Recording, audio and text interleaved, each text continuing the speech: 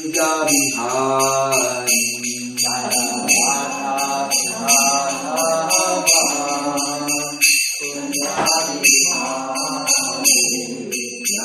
Radha Madhava Kunja Bihari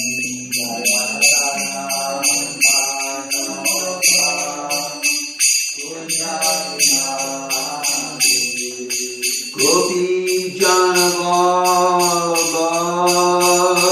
Girivardhari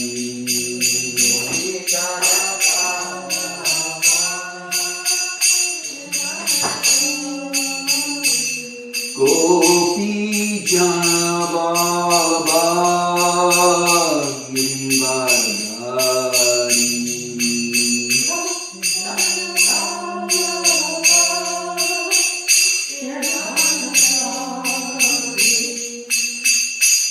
Yasodhananda Brajajanaranjana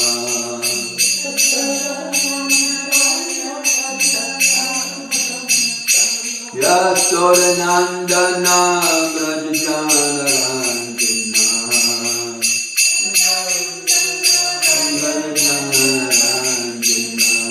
Yamuna Tira Vanachari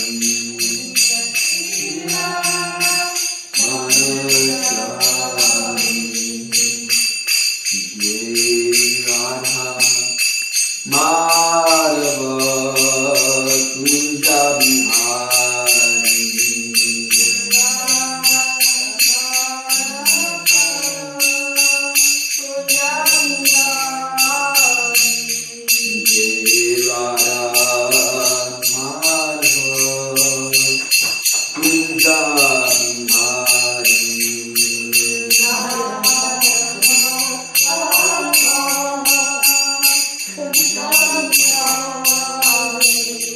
Gopi Janavara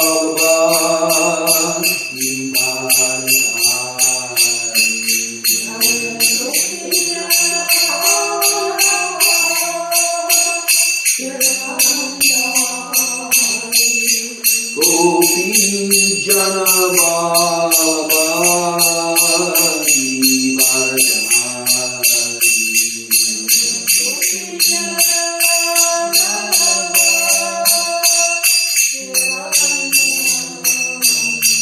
Jaya Radha Madhava Radha Madhava Radhe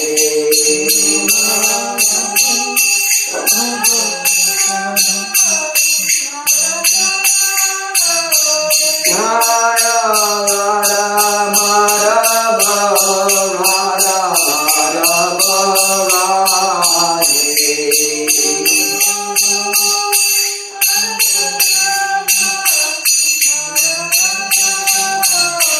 Jaya Gora Nitai Shishi Gora Nitai Jaya Gora Nitai Jaya Gora Nitai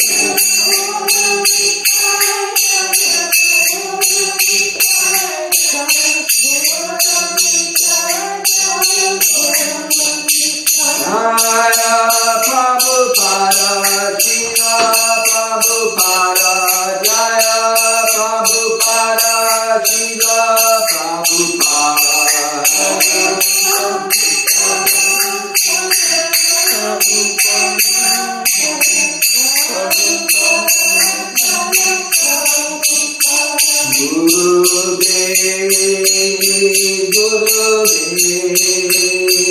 Gurudev Jai Jaya Gurudeva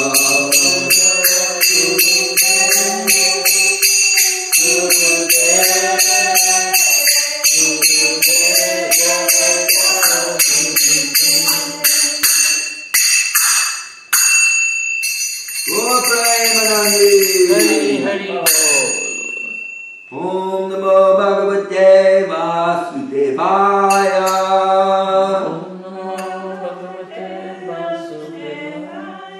Om Namo Bhagavate Vasudevaya.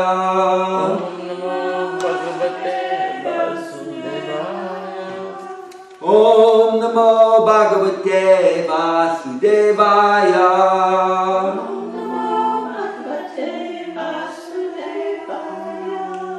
Narayanam Namaskritya Naram Chaiva Narottamam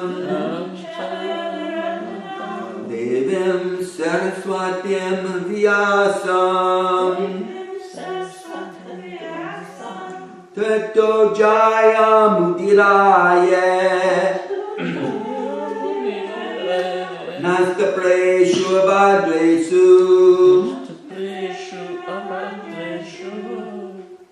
Nityam Bhagavata Sevaya. Nityam Bhagavatam Sevaya. Nityam Bhagavata Sevaya. Bhagavati Uttama Sloke. Bhagavati Uttama Sloke. Bhakti Bhagavati Naistiki. Bhakti Bhagavati Naistiki.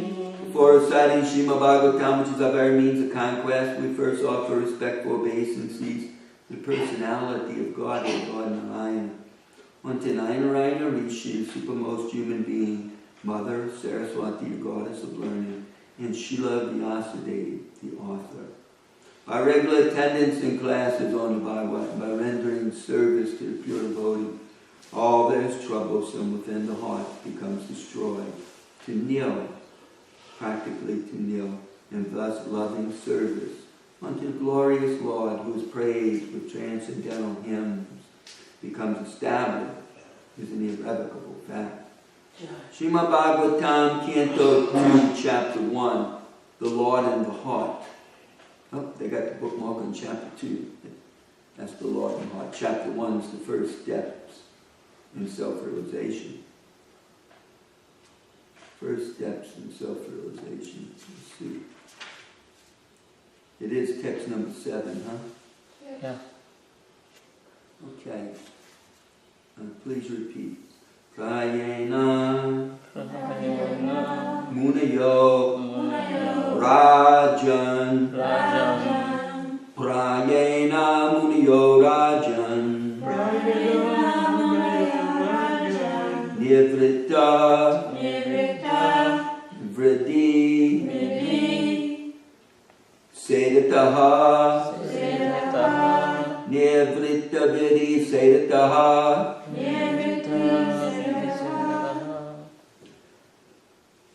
Nirgunya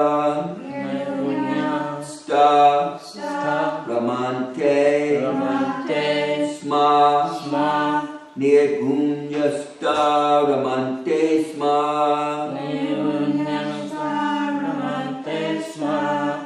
Guna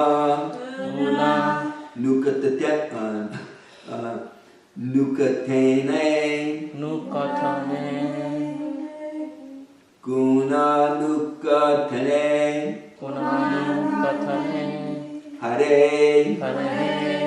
Guna Nukatene Hare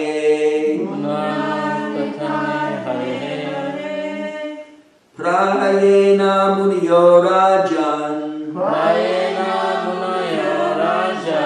Nirvritta Vritti Sedataha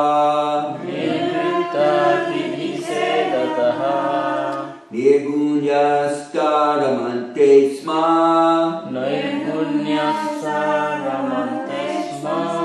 Gunanuka Tane Hare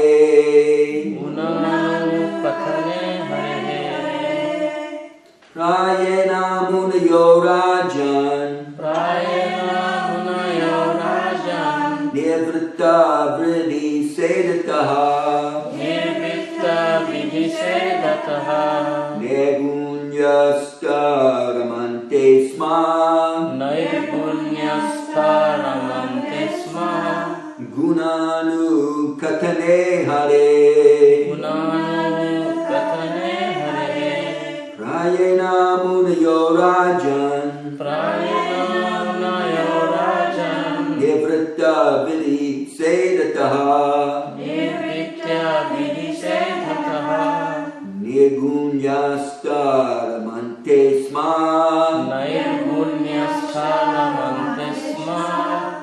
Gunanu Katane Hare. Gunanu Katane Hare.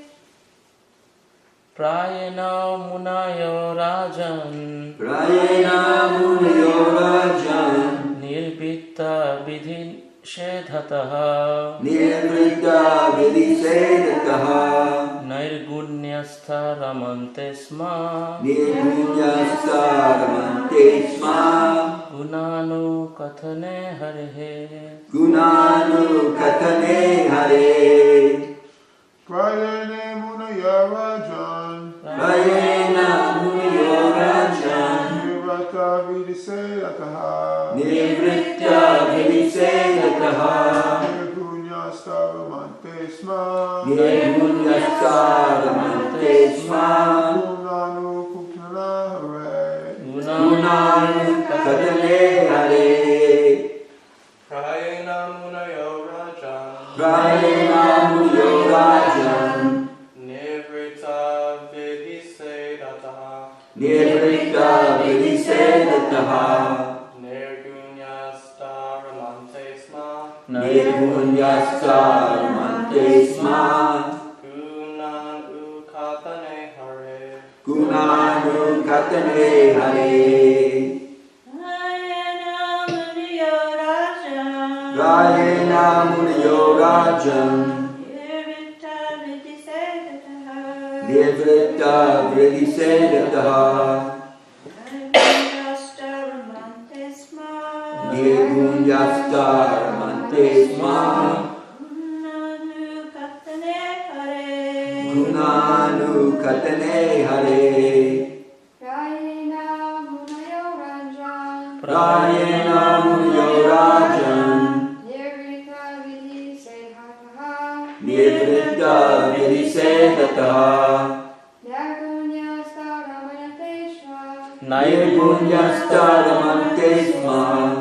Gunanu Katane Hare. Gunanu Katane Hare. Prayena Munayo Rajan. Prayena Munayo Rajan. Nirvita Vidisayataha. Nivritta Vidisayataha. Nirgunyastharamante Sma.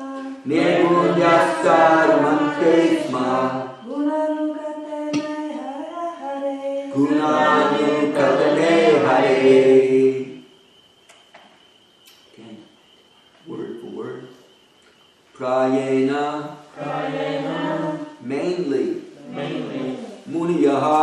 Munayaha. All sages. All sages. Rajan. Rajan. O King. King. Nivrittaha. Nirvita. Above. Vidhi. Regulative principle. Sedataha. Sedhataha. From restrictions. Nirgunyasta. Nairgunyastha. Transcendentally situated. Transcendentally situated. Ramante. Ramante. Take pleasure in. Take pleasure in. Sma. Small. Distinctly. Distinctly. Guna. Guna. Anukatena. Anukathana. Describing the glories. Hare. Of the Lord. Translation, please repeat. O King Parikshit, O King Parikshit, mainly the topmost transcendentalists topmost transcendentalists, who are above the regulative principles and restrictions, who are above the regulative principles and restrictions, take pleasure in describing take pleasure in describing the glories of the Lord. the glories of the Lord. O King, mainly the topmost transcendentalists who are above the regulative principles and restrictions, take pleasure in describing the glories of the Lord. Purport. The topmost transcendentalist is a liberated soul and is therefore not within the purview of the regulative principles. A neophyte who is intended to be promoted to the spiritual plane is guided by the spiritual master under regulative principles. He may be compared to a patient who is treated by various restrictions under medical jurisdiction. Generally, liberated souls also take pleasure in describing the transcendental activities. As mentioned above, since Narayana Hari, the personality of Godhead, is beyond the material creation, his form and attributes are not material. The topmost transcendentalists or the liberated souls realize him by advanced experience of transcendental knowledge. And therefore, they take pleasure in the discussion of the transcendental qualities of the Lord's pastime. In the Bhagavad Gita, chapter 4, text 9, the Supreme Personality declares that his appearance and activities are all divyam, or transcendental. The common man, who is under the spell of material energy, takes it for granted that the Lord is like one of us, and therefore he refuses to accept the transcendental nature of the Lord's form, name, etc. The topmost transcendentalist is not interested in anything material, and his taking interest in the matter of the Lord's activities is definite proof that the Lord is not like one of us in the material world. In the Vedic literature also, it is confirmed that the Supreme Lord is not one, but that he is engaged in his transcendental pastimes in the company of his unalloyed devotees, and that simultaneously he is present as the super soul, an expansion of Baladev in the heart of every living entity. I'll repeat that sentence. In Vedic literatures also, it is confirmed that the Supreme Lord is one, but that he is engaged in his transcendental pastimes in the company of his unalloyed devotees, and that simultaneously he is present as the super soul, an expansion of Baladev in the heart of all living entities. Therefore, the highest perfection of transcendental realization is to take pleasure in hearing and describing the transcendental qualities of the Lord, and not in merging into his impersonal Brahman existence, for which the impersonalist monists aspire.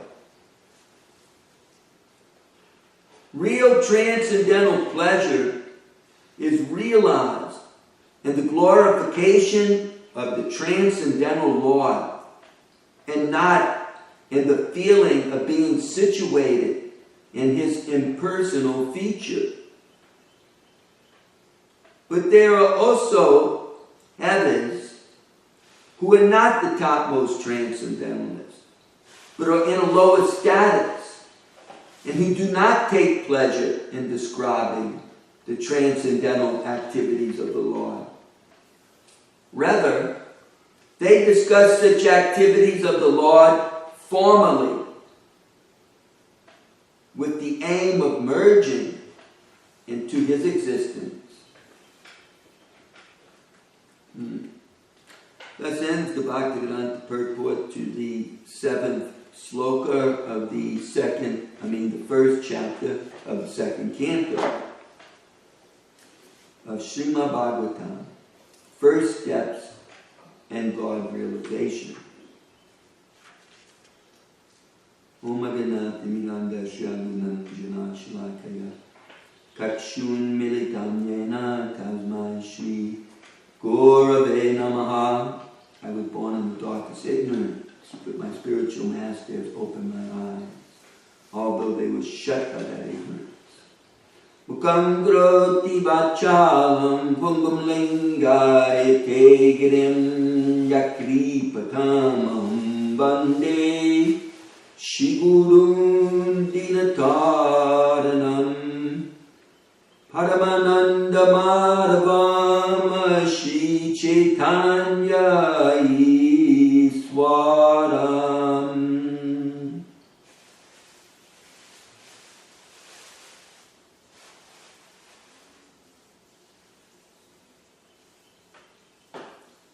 By the grace of the spiritual master, even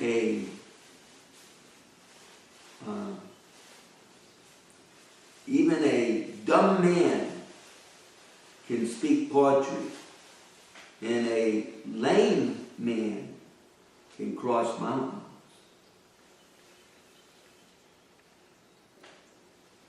So, this verse it's speaking about the topmost transcendentalists who are above principles and restrictions, unlike ourselves who may be conditioned in this material world, born of a particular mode of material nature, influenced by the body that we inherited through our karma. And that is the disease condition of the soul. For the soul is actually beyond the body and is not conditioned. But when the soul is in the bodily conception of life, or when the soul is under the influence of the material body, then he is conditioned or diseased. And like a diseased man, they need to go to the doctor, or they need to follow the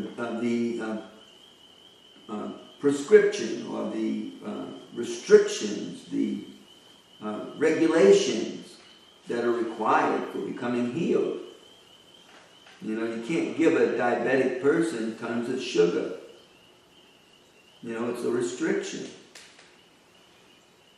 You can't make them do things that aren't good for them, or that person himself can't do those things, without receiving some sort of reaction. They can't go out and drink a bunch of alcohol that turns to sugar. It'll make them more sick. They can die of a diabetic coma. So, it's like that with any type of disease. Any sick person, there's so many, restrictions. The person who has harmed their leg, they're under restrictions. They can't take that leg and do the things that ordinary people can do because it's injured. Same with any type of ailment or disease, people may have to keep their head and feet warm because they have some respiratory problem, whereas other people may not have to worry about it because, their chest and lungs are well.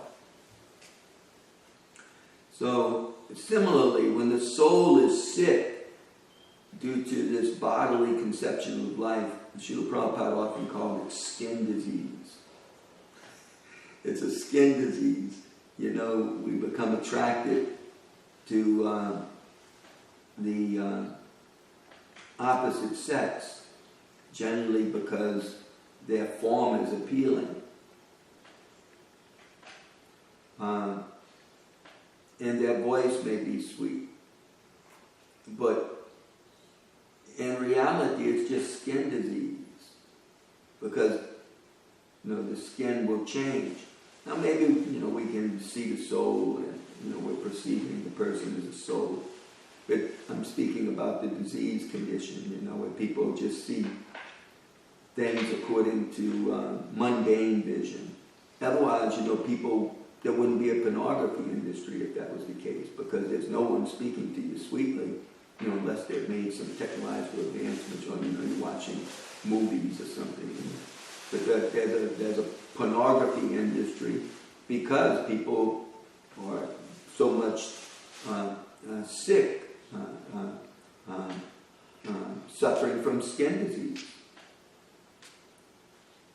Therefore, they're thinking, this is beautiful, but it's just a very fine layer of skin. You take away the skin, and what do we have? We have, simply the flesh and bones and blood. So that's a body that can be utilized by the soul for self-realization, or it can be utilized by the soul for sense gratification. So the intelligent person listens to the Lord. And the Lord, he describes that a wise person does not take pleasure in things that have a beginning and an end. We have to seek out that pleasure that doesn't have a beginning and an end. We find that in the Lord's transcendental pastimes. We will not find that in the pastimes of this material world.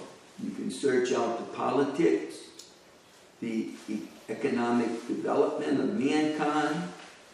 You can search out, this recreational activity, or this type of sense gratification, or this community, this way of living. But it all, every one of them will include some funeral ceremony. Why? Because there's an end. Every individual comes to an end. So that pleasure comes to an end. In the spiritual world, they don't have funeral ceremonies. They don't have samskaras, sacraments. They don't have to baptize a child or, give a sacred thread. They don't have to be born again.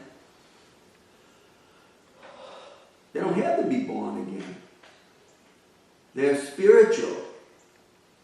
And we're meant to live in that realm, that spiritual realm. Now, there do exist souls that aren't bound by the doctor's prescription, by the spiritual master's instructions. They're not bound by that because they're transcendental. They're already beyond the nature of this world. They don't have a problem. They don't have a problem with, intoxication. That's a common problem. People ruin their lives because of, addiction to intoxication. Self-realized person doesn't have that problem. They're not bound by the same restrictions as a person who is suffering from addiction to things in this material world, which all conditioned souls suffer from. It's not one addiction, it's another. It may just be an addiction of stubbornness to do whatever in the hell I want to do and not listen to anyone else. It may be our addiction, there's a lot of people like that. They can't have a spiritual master. They cannot even, a lot of them can't follow a doctor, although when pain gets so bad, a doctor is bound by his code of ethics to help that person. A lot of times they help a person who's delirious. The person doesn't even want help and they help him. The spiritual master does like that also. People are suffering and still he takes the trouble to try to instruct them, or many times gets into difficulty because he instructed some fools and rascals, but was bound to, to try to help them.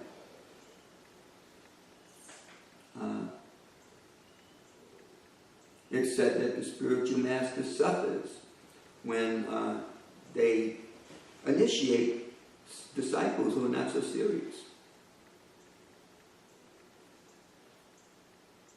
Or, their disciples get involved in bad karma and the spiritual master, takes some reaction from that. So, it's not an easy job being a doctor. You try to help somebody, and you sincerely try to help somebody. And you really employ all your expertise. But something goes wrong, which happens all the time in this material world. Something goes wrong. And you lose your license. You get sued. You tried your best to help somebody. You were duty bound to do it. And, so these things happen in the material world. No one said that the material world is a nice place. They said it's nice sometimes, but other times it's not. So that's the nature of the material world, duality. There's good and there's bad, and all sorts of things in between. It's the nature of God's material creation. It's a temporary creation for the fulfillment of the conditioned souls, the diseased souls' desire to enjoy independently of God. Because he cannot enjoy in relationship to God, in a loving relationship. If for some reason or other, that has been forgotten or lost or given up, and the soul finds itself in the material world. It's said that to come in contact with a pure devotee or a bona fide spiritual master is like a turtle sticking its head up in the water and sticking it through the hole in a knot of wood. That's how rare it is. And that when the spiritual master gives some instruction, it's like a lifesaver for a drowning person in the water.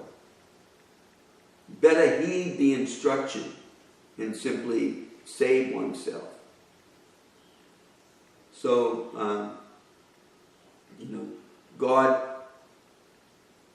out of love, provides for all living entities. So he has provided for the conditioned souls everything that they want. And it's not like things are always bad. In Kali Yuga, things are generally bad. That's the age we're in. It's like a winter. It's like winter. You better take shelter in the winter. If you don't get out of the cold, you're going to freeze to death. So in Kali Yuga, if we don't get out of the material modes of nature, they're going to harm us. So, it's recommended that everyone take to the chanting of the holy name of God. That's how we can get out of it. Otherwise, in Kali Yuga, it's very dangerous. Kali Yuga, it's only the winter time. Generally, people have all sorts of nice things in the material world. But they're temporary. It's not our permanent home. And Krishna teaches that. If there was only Krishna's advertisements on the road, then we would understand. Because it would say, don't forget it's temporary here. Please remember me because I'll help you out. But instead there's, this person who decides that I'm going to need to make some profit because I got to, I want to enjoy more material wealth than, I have.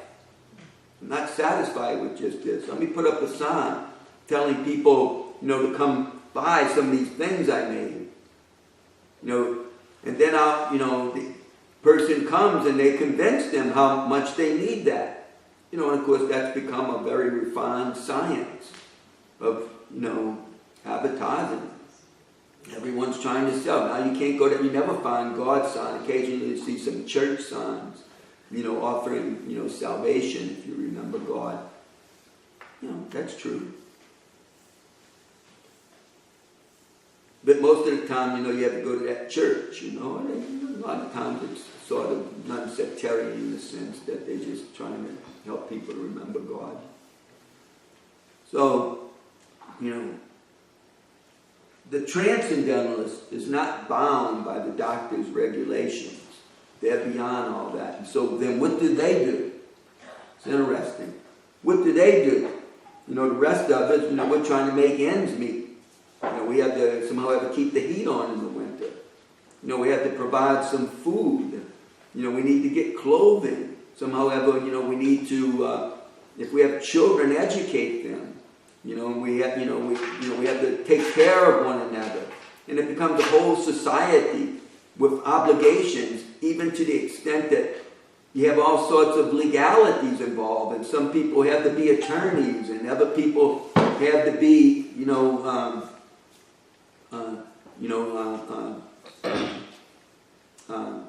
law enforcement agents, to protect those who are being good from those who decide to rip off others. The whole society develops, and you can easily get trapped in this. Trapped to the extent that this becomes the all in all. God, just becomes some place where we go to offer some worship on a particular day of the week. And, we can cry out to when things are really going wrong.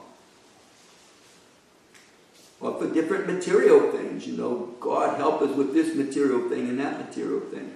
But we sort of forget that really it's all here temporary. We should be, it's really, an emphasis should be placed on remembering the Supreme Personality of Godhead. And we find in this text that is what the great souls are doing, who are above all sorts of restrictions and principles. They're taking pleasure in describing the glories of the Lord. So, we should hear from those people rather than from the sports broadcaster or even the news people. People nowadays, they watch so much news, don't they? And there's so many channels, and you watch the type of news, generally speaking, according to your political preference.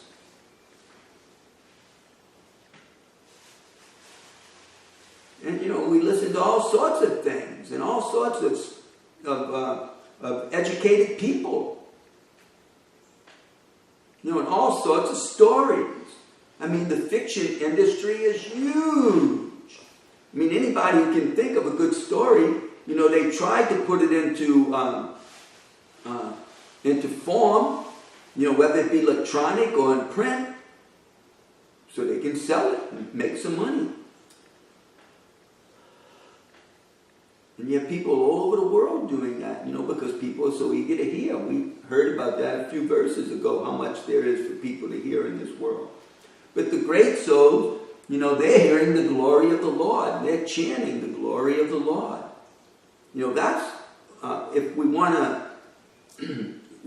make a solution to this temporary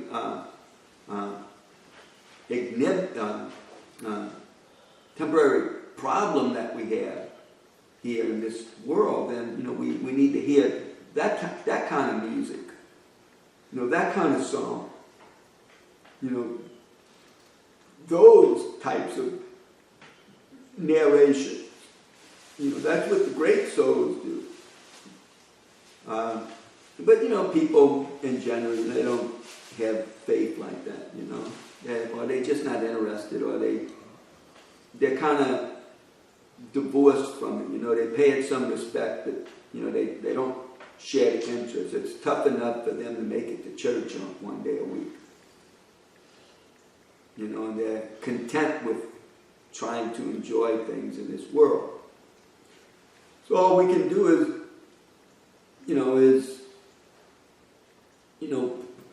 pray for them and hope for the best, offer them our blessings for some success in life, freedom from pain as much as possible. May everybody be well. That's what their desire is. But the devotees, they have some interest in actually resolving difficulty, resolving misery. Let me bring an end to this misery. And so then, the science of devotional service can be taught to those folks. It's a science. And in the beginning, it's so many rules and regulations. It's just like when you join the military. Well, excuse me, but nobody walks in and plays like they're an officer and tells people what to do. No, you do what the military tells you to do. Or you have problems. Even if they kick you out, you got problems. Because then you got to walk around on your resume, whenever you can't even list it because it looks so negative. Well, I got kicked out the military because I wouldn't listen. You don't tell people that. But, if it's a dishonorable discharge, it doesn't look good on your record. And if you're lucky, they just gave you an honorable discharge and got rid of you. because they said they didn't think you were going to be very suited. You know, so. But it's like that. It's like a military discipline when, you know, we start to practice Bhakti Yoga, you know, they're telling you, you know, you got to wake up at this time, you know, you got to do this, you got to come to class, you know, you got to chant at this time, and you got to chant the mantra. You have to fix your mind on the mantra. Don't be thinking about other things. I mean, they tell you so many things. Now, you know, you need to go help. You need to learn to serve the deity. Deity is Krishna. But, you know, we may not see Krishna in the deity. I mean, most people in the West, you know, they think we're playing with dolls.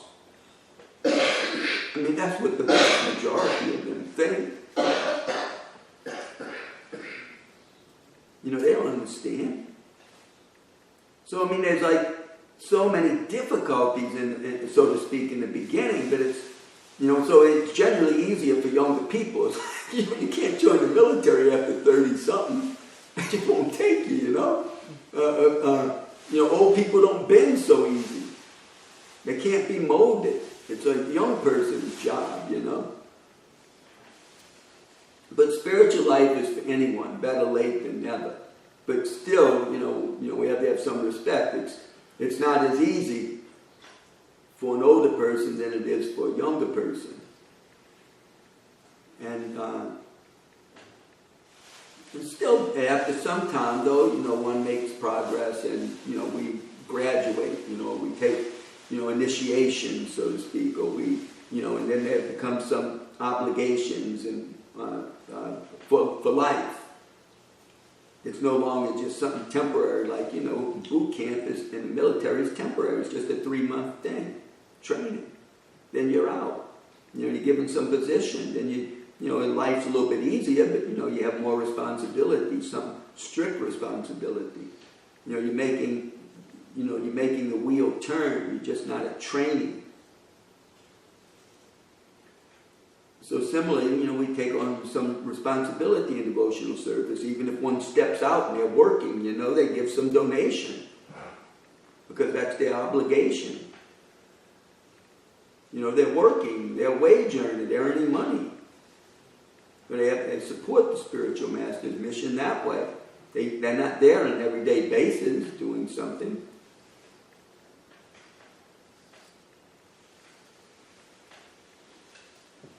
So, still, the training is what is good.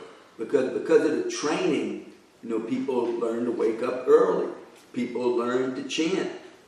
You know, people, you know, learn to give up all sorts of material things. You know, they avoid intoxication. You know, they want to eat sattvic or good. You know, they prefer to eat fruits, grains, and vegetables rather than, you know, meat products. You know, and not only that, but they even offer their food to Krishna.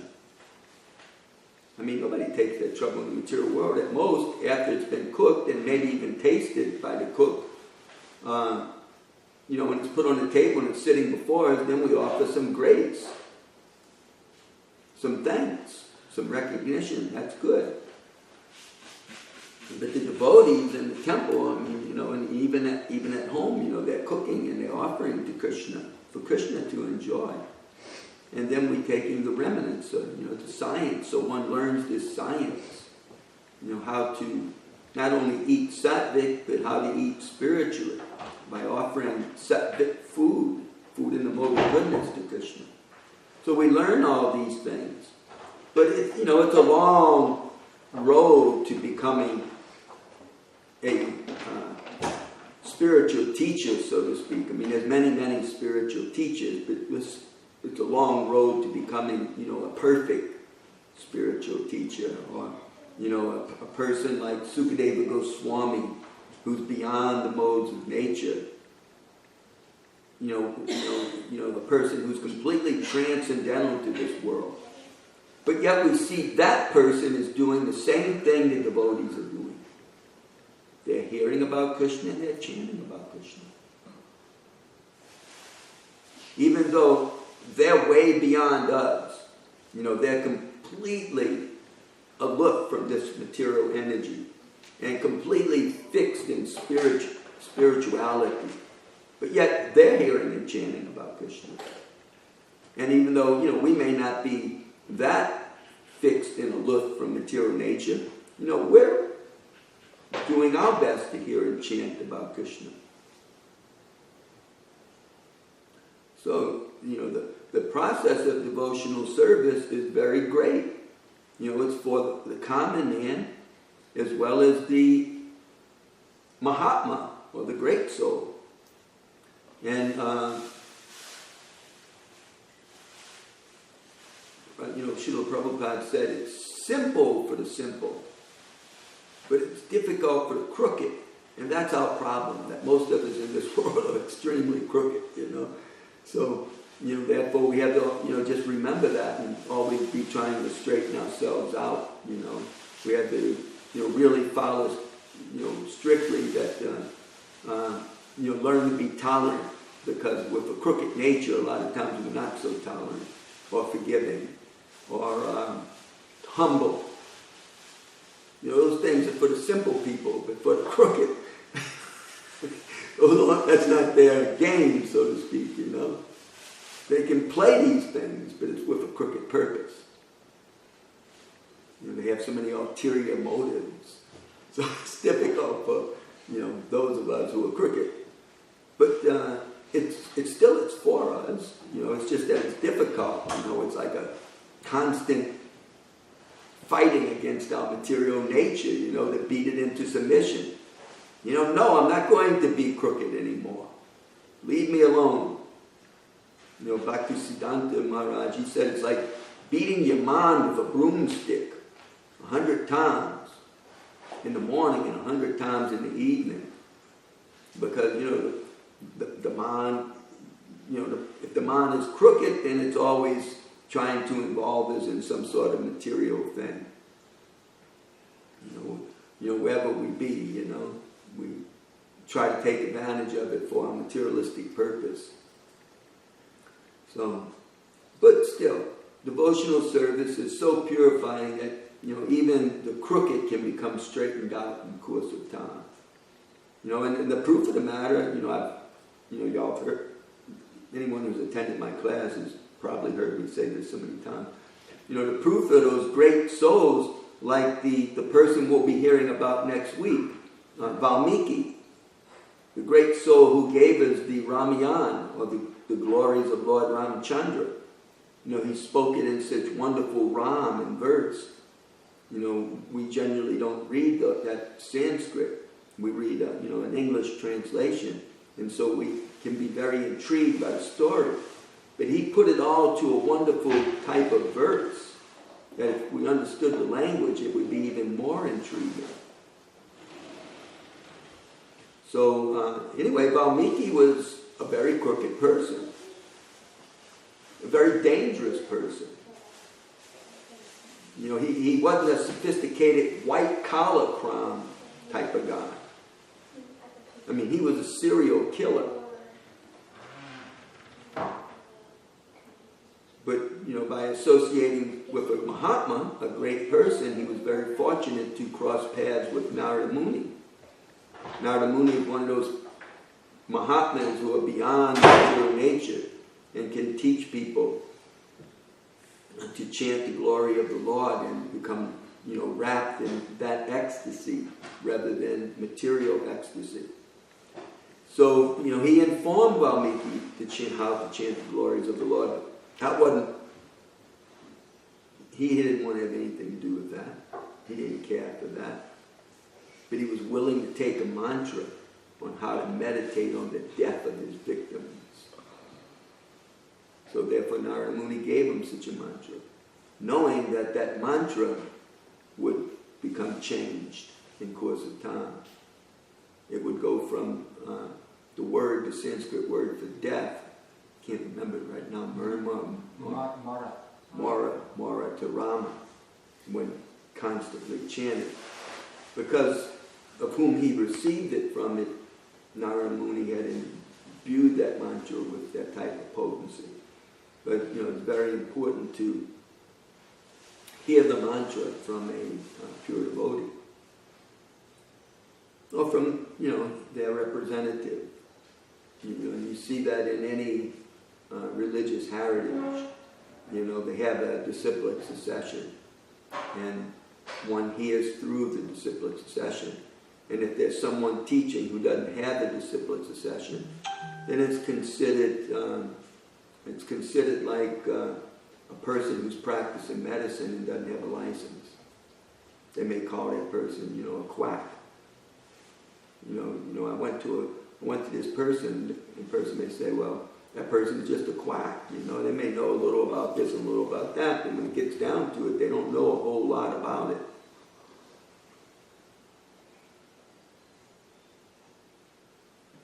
So, just like we have to be so strict when even going to an auto mechanic, you have to find somebody who can do what you need to get done, that you can trust in. And, a lot of times, they'll be able to show that they've been educated here and educated there. So the same with law, the same with medicine, the same even with pharmaceuticals. You don't want to go to somebody that's mixing up drugs that you're going to take that, doesn't know what they're doing.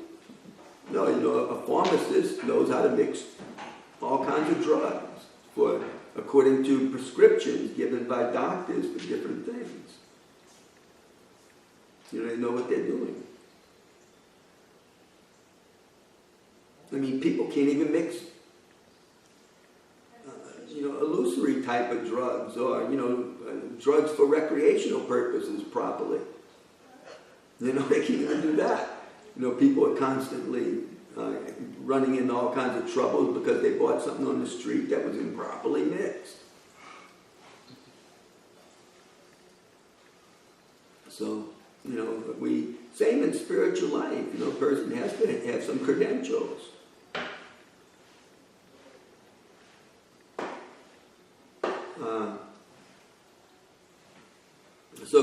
So Narada gave this mantra to that Valmiki. I don't know what his name was in his previous life. He became Valmiki. But the name for death turned into Lord Ram's name, and he was constantly chanting Ram's name. And over many years, in fact, he entered into such a heavy trance that, if I'm not mistaken, ants, termites built a whole nest around him. And eventually, he became blessed and became the great sage Valmiki. And Valmiki gave us the Ramayana that people listen to today. Even today, it's famous. And Ram appeared in this universe before Krishna even appeared. It was millions of years ago. The whole Neva Yuga, whole Neva age. So the great souls take pleasure in chanting those glories because those glories can deliver us from evil. Whereas, we can take part in all sorts of politics and economics and this thing and that thing throughout our whole life. And we're simply going to get the result of our karma. When our death comes, what are we thinking of? What do we want? Man proposes, God disposes. The soul goes to its next destination based upon his desire. And also, the good and the bad in our karma. We can't get away with things. We might have to get some reaction in our next life for, someone we hurt or harmed. So, that's what, so therefore the devotees, they go out and they try to distribute prasadam, they publicly sing the names of God in order to help people. It's like one time, Haridas Thakur was challenged by one Brahmin. Why you have to chant so loudly? Where in Scripture does it say to chant so loudly?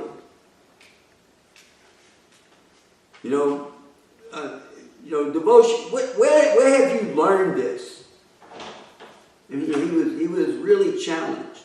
So Haridas Thakur explained to him, according to Shastra, the importance of chanting loudly. And he said, even the trees and the other creatures benefit from hearing the holy name.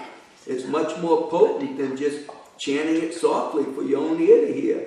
That's why, I chant the name loudly sometimes, Anyway, this person wouldn't have anything to do with it, and he belittled Haridas Thakur.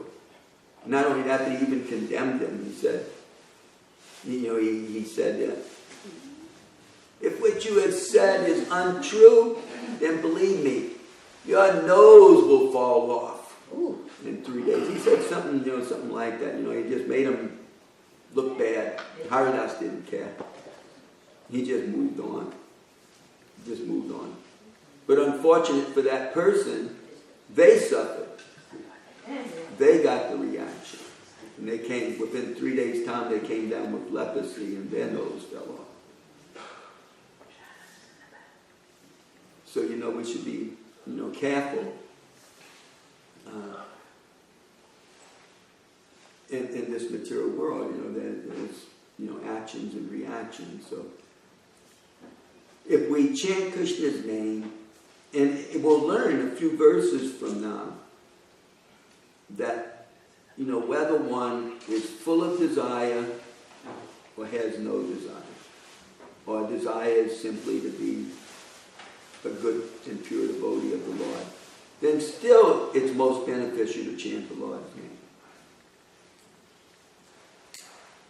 So it doesn't matter our material condition, whether we're sick or not sick, spiritually diseased or not spiritually diseased. The chanting of the holy name is for everyone. The chanting of the Lord's glories is for everyone. And everyone should take advantage of it. So I'll end here. Are there any comments or questions before we back to John? You were talking about self-realization. I was thinking maybe the people who drink believe they're self-realized. They just, that's their platform. That's what, that was just their path. I'm sure they believe all kinds of things, Dr. John. But Mangala Ananda sung a real nice song about that. He's describing his father. He said his father had a drinking problem and a gambling problem.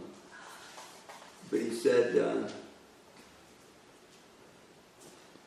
it put him in some dark places, but because of that, I'd have to go get the lyrics that Mangalananda wrote. I'm just paraphrasing, and I don't have a good grasp of exactly what he said, but I'm putting it into other words, and it may be off a little. It's definitely going to be off, but I just wish I could capture what he said because it fit perfectly to your question. But it was something like, he may be in the darkest of places, but you should know he may be closer to God than what you think. Because of that. Because sometimes when we're in dark places, we tend to take shelter of God. So he was saying like that. But he may be closer to God than what you think. He said, he was speaking about how his father was condemned by others. But he was saying, but he may be closer to God than what they think. So it's a wonderful song. I love to listen to Mangalananda's songs. He writes some pretty, lyrics for the common people, so to speak, for common persons like ourselves. So people taking intoxication, they, we think all kinds of things, And, but, the problem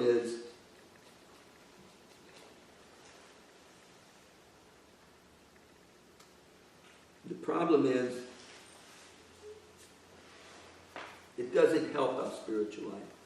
I can name person after person whose whole life, material life and spiritual life, was messed up by intoxication. Very sad stories. Nice people, good people, devotees, but everything messed up in their life. A lot of them not with us today because of intoxication. Died young. It's said that if you live to be 65, there's a very good chance you'll live to be 88 for a man and 92 for a woman. But there's a lot of people who are dying before 65. So therefore they don't average it out from the beginning of life. But if you average those who are 65, then if you've reached 65, then there's a good chance you'll reach 88 if you're a man and 92 if you're a woman. But people who drink a lot and smoke a lot and who have bad diets, they may not reach 65.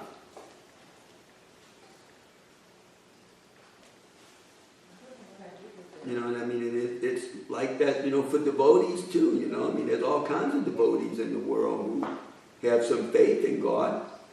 But, if we can't control our senses, then, the material nature, doesn't change. The body's just going to die quicker. And maybe in a more painful way. It's not pleasant to die from some of those lung diseases that people get from smoking, it's not pleasant to, I can tell you many friends that I've had, who have died that way. The doctor told them, you better stop drinking. And they couldn't stop drinking. Even for the sake of their own family, they could not stop drinking.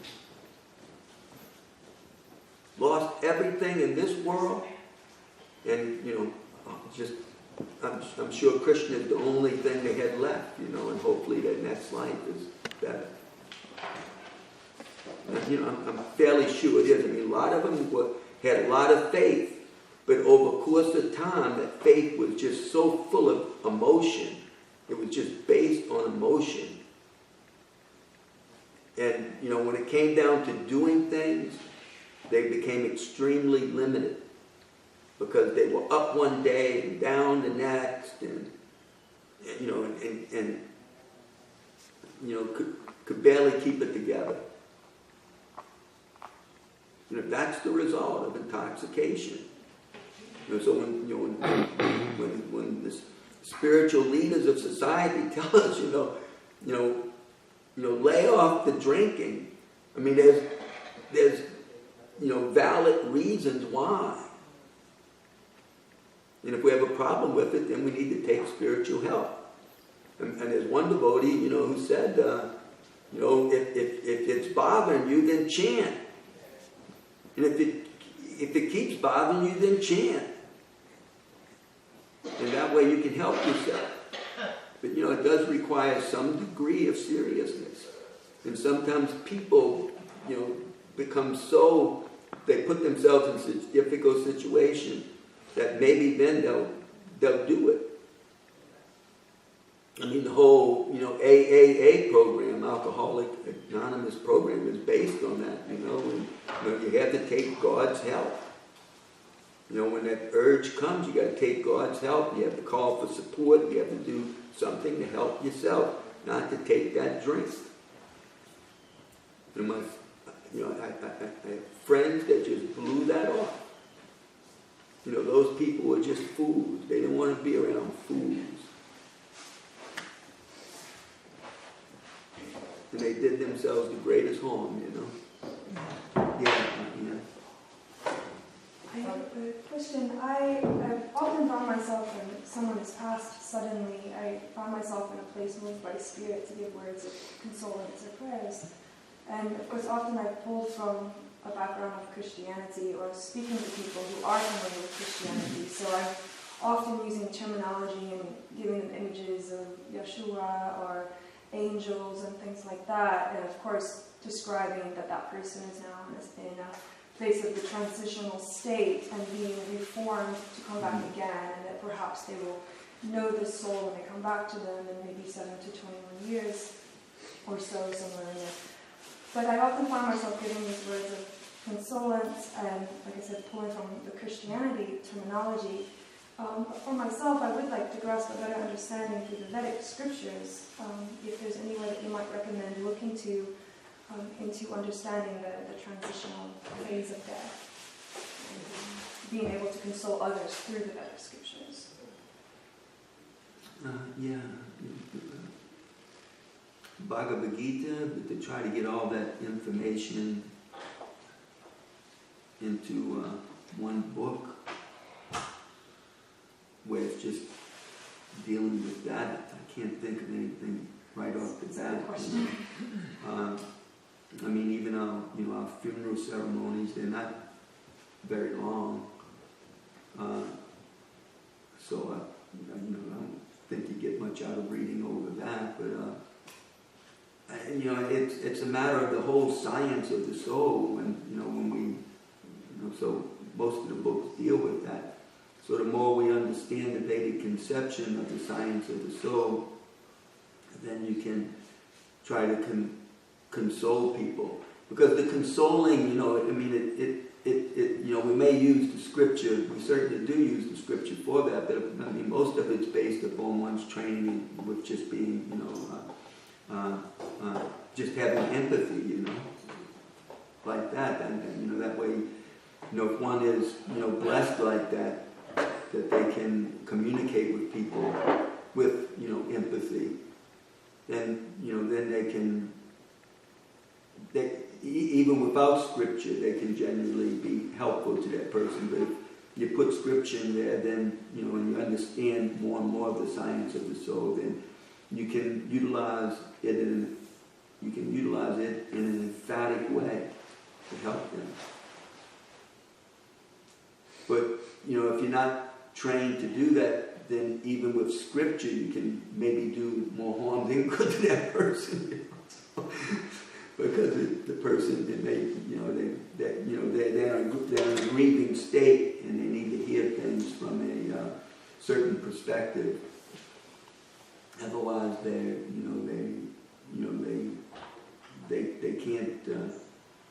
can't deal with it. And it takes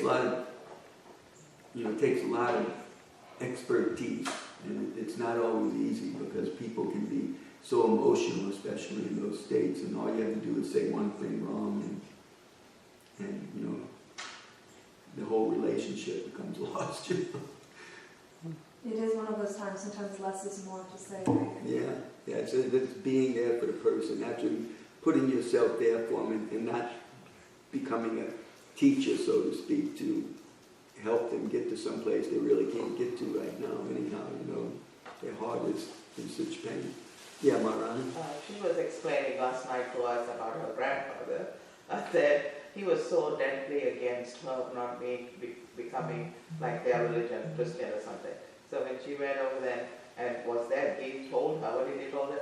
I don't want you here, or I don't believe in the same God as you do, something like that. And then she still was there anyway, and then he's leaving his body, and then she had like some kind of a premonition or a dream or something that he, this is funny how she said it, but it's funny then, but it's not now. I mean, it's not there now, but it's funny after you heard it. She was still there anyway, trying to tell us, and I might be a Hindu or a Muslim, but this is what I'm going to be. But he was making his way up, and she felt like he turned into some kind of like a pretty animal in the next life. Is that how you said it?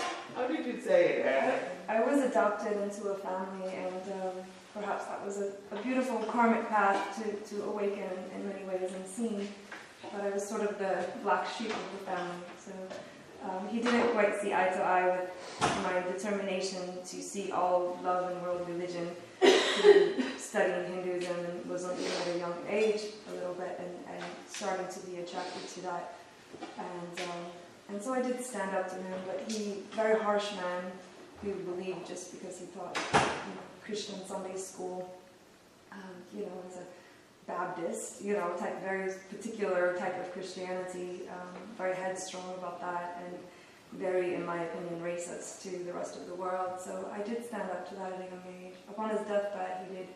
I was holding his hand and I said, "I will pray for you, grandfather." He says, "Do not pray for me. Your God is not my God."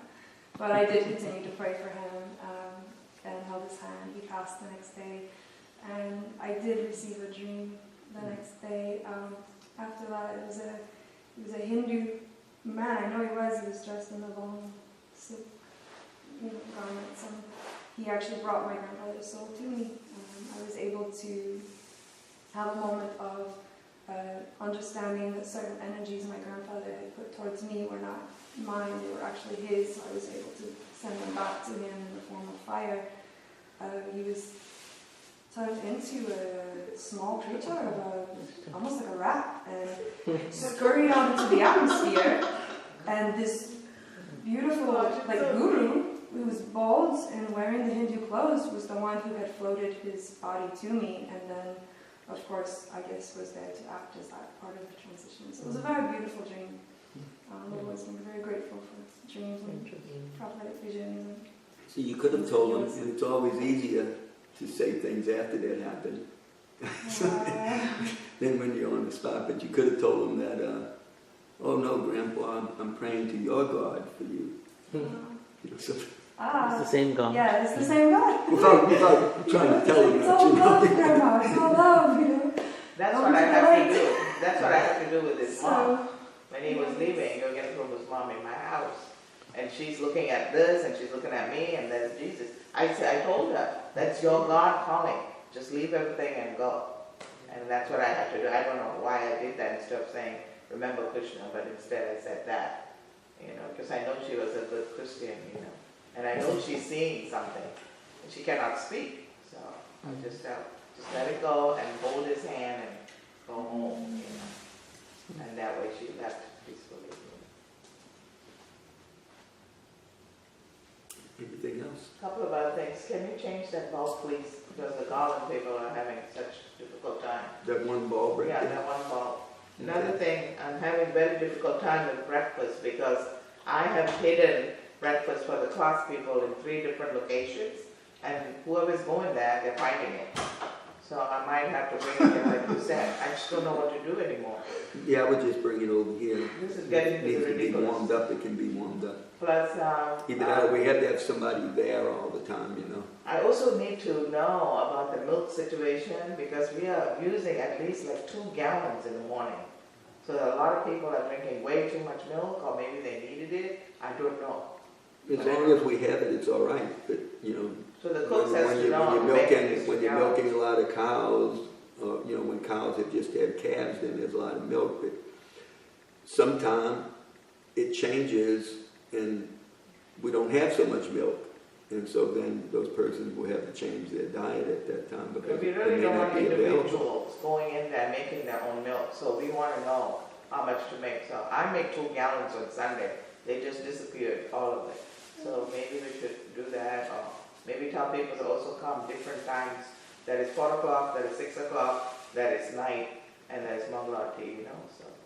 Mataji, maybe there is a system we could create with people signing their name and how much milk it is, so that you could keep a record of it. That's what I'm trying to say. They can talk to me. Right. And I just Maybe don't know. somebody's giving it to the cats and the dogs. I don't know what's happening. That happens too, Yeah, so that's why they need to talk to me, and we have to also make a little bit more, and we're making more, but still it doesn't seem to be enough, So at breakfast, I feel the lunch and dinner also. Some people come and then they think, "Oh, it's late, everybody look at all this milk left," and they go out and they give it to the cats and they give it to the Yeah, dogs. but now it's not late, everybody's in class still, or earlier, I don't know.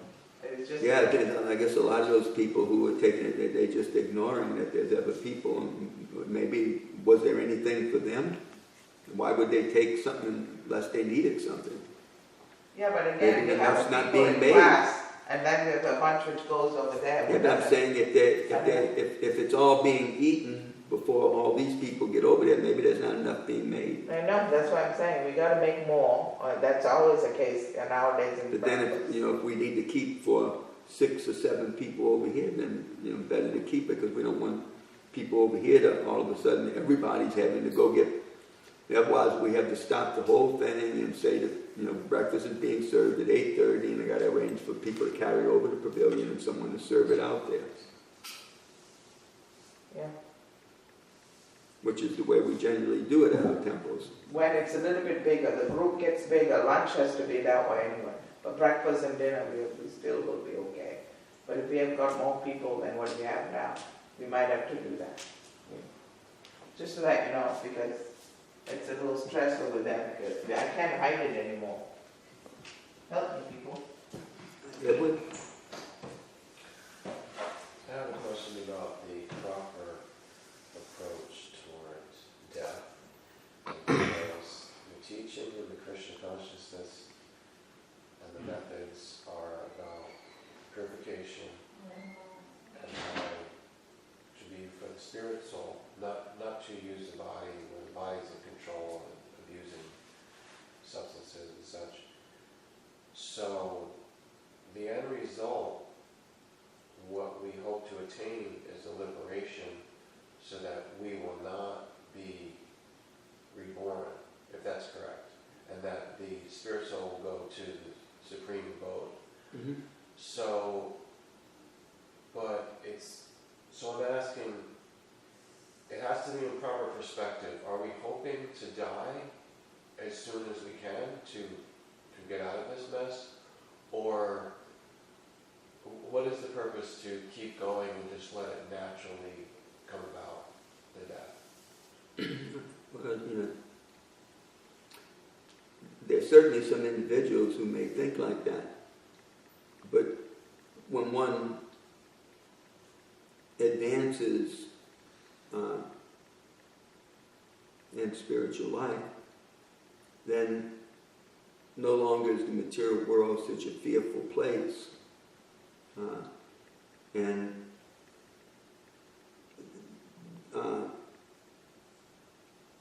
The worry of death is left to the hands of God. And one may understand that the death. Excuse me. Yes. I have the milk content on personally keeps it. Please. One may understand that death is coming soon, and they may just prepare for it. I mean, just like Bhaktivedanta Swami, he knew that, well, the end is coming.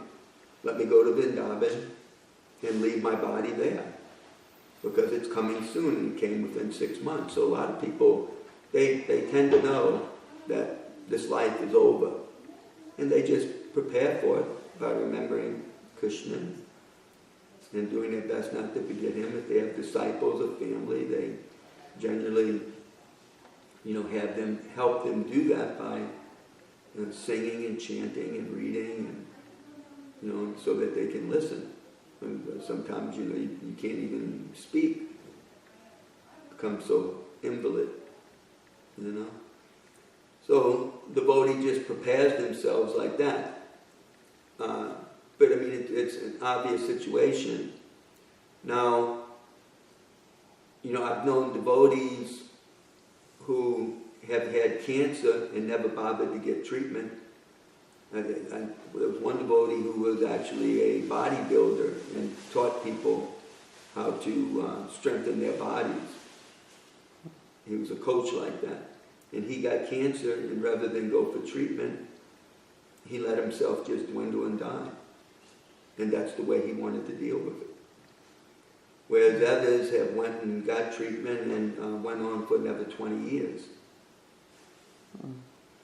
So, different devotees may handle it a little bit different, but all of them are, prepared for death. So there's no reason to rush out every time we get some sort of, bad sickness. People do get pneumonia even when they're young, and if you don't take care of it, you can die. So, there's no need to not take care of oneself. And, we should try as much as possible. That's how our Guru taught us. We have to keep ourselves healthy. But in the course of time and the course of age and course of life, then yeah, it does come to a point to where one just knows that the end is coming. Or you may not know, because it may come abruptly, due to accident, or just, golly, sometimes people, like there's one devotee, Ananta Sage, he was a young guy, couldn't have been but in his early 40s or late 30s. And he got meningitis, and the doctors could not put their finger on what it had, and he waited too long. He was constantly having fever and cough and sore throats and things, but he just kept dealing with it with, medicine over the counter and, different homemade remedies and this and that. So by the time he finally went to the doctor, they put him in the hospital, but they couldn't figure out what it was until it was too late. He had meningitis and it attacked the brain, and he was gone after just 2 or 3 days in the hospital. So sometimes it just becomes abruptly where, you just, wasn't much you could do about it. You ended up getting so sick you went to the hospital, but, you couldn't really do anything but leave yourself in the hands of the doctors. And then the doctors couldn't do anything because they just couldn't analyze it quick enough what in the world that they were dealing with. So, it comes differently for different folks, And the idea is to be prepared whenever it comes, but there's no need to get out early, so to speak. Although that may be the way some people feel about it. That's the way I thought about it when I was young. I just wanted to get out of the world. I thought it was a miserable place, and I thought liberation was a much better idea. But there's no need to do that because, Krishna, doesn't make it so easy. We have to make ourselves a better person. Can't get off cheaply, So we have to make ourselves a better person. We have to deal with our bad side and try to reform ourselves a little bit, And at the same time, Krishna has work to help others, and he wants to utilize us for that. He wants to utilize all of us for that. So he can utilize each and every one of us to help others. So therefore, he doesn't want us he's not setting up some sort of elevator just to escape. But, it is a fact that Krishna consciousness is like an elevator in the sense of becoming self-realized. One can become very quickly self-realized, and we'll learn this also in a few verses, just by hearing Srimad Bhagavatam. Just by seriously hearing Srimad Bhagavatam, one can become self-realized. So, it's very potent. Very, very, very potent. So it's like an elevator. But when one becomes self-realized, then just like Sukadeva Goswami, they didn't just go back home to Godhead. They wandered the earth, chanting Srimad Bhagavatam for the good of others. Especially those who are very qualified, like the person that Sukadeva Goswami was speaking to is King Pritchett. He's an extremely qualified person.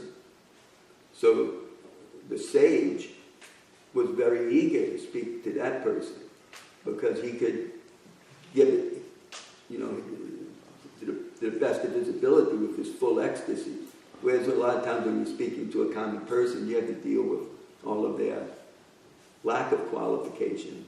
So you have to hone it down in such a way to where it's very elementary, and present it to them like that for their benefit.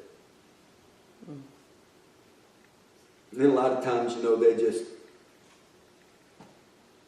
they don't have the interest, and they're just going to find faults or have doubts, and there's only so much you can do to help that individual like that. If they need to practice, and if they're not going to practice, then they're not going to get anywhere. So anyway, Krishna has a mission. We can all are meant to be a part of that, and he can utilize us all into teaching his glories to the rest of the world. So no need to leave whenever the first opportunity comes. You first have to try to heal yourself. Yeah, I just thought because someone comes into this and they know how worthless the world is, and then they hear the teaching that, well, it's going to be great if you chant and then you're going to have liberation. You won't have to do this again. So sometimes people will be like, I want that right away. You're going to get that right away, you know? Yeah, and there may be some people, there's definitely people like that. On the other hand, there's also devotees who are involved in all sorts of things in the world, just like that lady running for Congress, running for president right now, Tulsi Gabbard. I mean, she's a devotee and she's running for president of a country. She has to deal with all sorts of politics. But, you know, and she's not afraid to say she's a devotee of Krishna. You know, she's not afraid to say that by hearing Bhagavad Gita, you know, one can become self-realized and learn to do their duty in God consciousness and become a very good servant of God in this world. So I mean, she's making the citizens of the country where she wants to become president good citizens. So you know, Krishna consciousness is for all sorts of people. You know, including people who are in the world, not just people who think the world is a despicable place. In one sense, we all may think like that, especially when despicable things happen. But on the other hand, you know, it's Krishna's world. And Krishna has a mission here, and it's not to just blow up the world and or to send everybody back to Godhead right away. You know, he's teaching, you know, the chanting of God's names. And, you know, he himself set the example of following social etiquette. But, you know, he became a sannyasi ultimately, who is a person who is, you know, completely renounced from the world. And so he didn't have a job in the world, so to speak, you know, other than, you know, giving love for Krishna to whomever could take advantage of it. But, you know, he wasn't someone bound by rules and regulations, and he would go to the temple and he would cry for Krishna, and, you know, people who would see him would be flabbergasted by his love for God. And, you know, it aroused their own love for God too. But, you know, he never told the king just to renounce everything. You know, there were many people who wanted to follow him, and he told them, no, you go home. Take care of your family and chant Hare Krishna. You don't have to renounce everything to chant Hare Krishna. So different folks he ministered to in different ways, you know. You know, so because the world ultimately it belongs to God, it doesn't belong to us. So, you know, we can't always let our feelings, you know, rule things, because I think at this particular time the world is despicable and, you know, is not worth much that, you know, we should just all renounce it or give it up completely. We may think like that, but the rest of the world doesn't. You know, for the most part. There's very few people who think like that. You know, so you know, we want to encourage people to be Krishna conscious, and generally speaking, we do that through. You know, it's said that you have to use many times. You have to use a thorn to get a thorn out. So to free people from karma, you have to use karma. So you take a person's work and you ask them to learn to perform their work in God consciousness. And then so that karma becomes karma yoga. You know, we do our work for God ultimately. We're not just working for the state, or we're not just working for some employer, or we're not just self-employed. You know, our business belongs, you know, we're in partnership with God or Krishna. It belongs to Krishna ultimately, and you know, we're trying to do whatever this business does, and you know, is you know, the service for Krishna. So whatever our job may be, we have to learn to do it for Krishna. And the Bhagavad Gita was spoken to a military general who had to fight a war, and that's like the whole view of the Gita is, you know, Arjuna proposes arguments why it's best not to fight a war and just go off and renounce the world. And Krishna says, no, that won't satisfy you, because that's not who you are. It's not your position to take that position at this time. You're a general, and you're fooling yourself. Don't make a fool of yourself. You have a duty to do here, so, you have to learn to do it as devotional service. And that will make you aloof from the actions and the reactions, how to avoid the ill karma that comes with everything in this material world. How to do our duty and at the same time be free from the ill karma that naturally comes as a result of doing that. Because whatever we do, there's going to be some ill karma as well as good karma. You can't be avoided. It's just the nature of the world. So Krishna says you can do that by learning to do your work for Him and learning to worship the Supreme Lord. If you worship the Supreme Lord and you do your duty for Him, then that very same work, that very same karma can be freeing rather than bonding. So it's like you take out a thorn with a thorn. So through karma, we change our karma, or we become free from karma and utilizing karma. And that's how most of the world is involved in karma. So we encourage them to worship Krishna and to do their work for God. And chanting Hare Krishna can help people do that. And for those who are renounced, then they can take full advantage of devotional service, without worrying about karma, so to speak, or worrying about this work or that work in the world. They can be free to hear and chant and remember Krishna.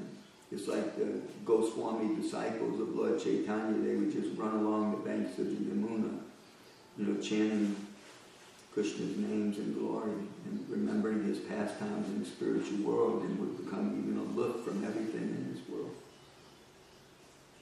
But they wasn't hypocrites. They wasn't changing their clothes in the evening and going out, and finding a lady to sleep with and smoking pot. They were living under trees and completely renounced from the world. Writing scripture. Very learned fellows. So one may be renounced, but they have to be really renounced. You can't be just avoiding our duty, so to speak. That's in the Gita, Krishna describes that as renunciation in the mode of passion. When we renounce things because it's just too troublesome. That's like a renunciation in the mode of passion. And we have to learn to renounce in the mode of goodness, which generally means I do my duty as I am obligated, but I don't do it for sense gratification. I do it to please Krishna. And in course of time, course of time, one can evolve in Krishna consciousness to a higher state of existence, a stronger or better mentality, whereby we become Atmarama, or self-satisfied. It really doesn't matter what our position is. What matters is Krishna's satisfaction, and that's always bringing us satisfaction, just trying to please Krishna. One becomes just more and more satisfied. It's easy thing. We can understand easily. Prabhupada would give the analogy that if you give food to the belly, then the whole body's satisfied. Whereas if the body, the different parts try to enjoy separately, they protest, because why should the food be given to the stomach? And they try to enjoy separately, then no one enjoys. So if you give it to the stomach, everyone enjoys. The same Prabhupada would say, you don't water different parts of the tree, you water the root. So similarly, it may be hard to understand that we don't try to satisfy ourselves. We try to satisfy Krishna, and then we become satisfied. But if we just try to satisfy ourselves, it's like, it's like the different parts of the body trying to enjoy independently of the stomach. We'll never be satisfied independently of Krishna. We have to be in harmony with Him. And so, therefore, we just try to satisfy Him. He's not difficult to satisfy. He's not a cruel person. He's the most kind of the kind. And he's, can be very easily pleased. So, but if we understand that we can satisfy ourselves by satisfying Krishna, then life can be very easy wherever we're at. One can have an easy material life, at the same time an easy death, so to speak. Go back home to God is, Okay, and Srila Prabhupada ki jai.